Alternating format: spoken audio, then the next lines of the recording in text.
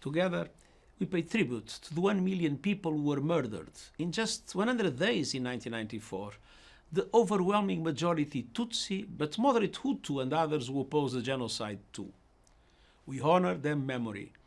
We stand in awe of the resilience of the survivors, and we reflect on our failures as an international community. The genocide was neither an accident nor unavoidable. It was deliberate, systematic, and carried out in broad daylight. No one who followed world affairs or watched the news could deny the sickening violence taking place. Yet, too few spoke out, and fewer still tried to intervene. Much more could have and should have been done. A generation after the events, the stain of shame endures. As we remember the bloodshed 28 years ago, we recognize that we always have a choice: to choose humanity over hatred, compassion over cruelty, courage over complacency, and reconciliation over rage. The principle of the responsibility to protect entails that we can no longer stand idle in the face of atrocity crimes. Through my call to action and other initiatives, human rights stand firmly at the heart of everything we do. My special advisor on the prevention of genocide is monitoring developments worldwide for risks of genocide and other atrocity crimes. And I've placed the agenda of prevention at the center of our work. Today, international criminal justice, though far from perfect, has shown how perpetrators can no longer assume impunity. The remarkable work of the International Criminal Tribunal for Rwanda, the first court in history to convict an individual of genocide, was instrumental in this effort.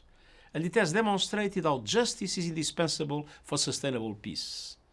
Rwanda today stands as a powerful testament of the human spirit's ability to heal even the deepest wounds and emerge from the darkest depths to rebuild a stronger society.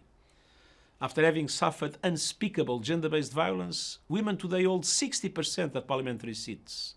And Rwanda is the fourth largest contributor to UN peacekeeping operations, risking their own soldiers to spare others the pain they themselves have known. The genocide against the Tutsi raised questions that affect all humankind. Fundamental questions about the role of the Security Council, the effectiveness of peacekeeping, the need to end impunity for international crimes, the need to address the roots of violence, and the fragility of civility. We have great tests before us. Today, Ukraine is in flames, and all the new conflicts faster in the Middle East, Africa, and beyond. The Security Council agrees mostly to disagree, contributing to an environment of perceived impunity for state and non-state actors. Wars are raging, inequalities widening, and poverty growing, and all are breeding grounds for resentment, anxiety, and anger. Meanwhile, we see hate speech, including dehumanizing disinformation, racist tropes, and genocide denial and distortion, proliferating both on and offline. Today of all days, we must recognize the dangers of intolerance, irrationality, and bigotry in every society. As we look back with remorse, let us look ahead with resolve. Let us commit to be ever vigilant and to never forget. And let us pay meaningful tribute to the Rwandans who perished by building a future of dignity, tolerance, and human rights for all. Thank you.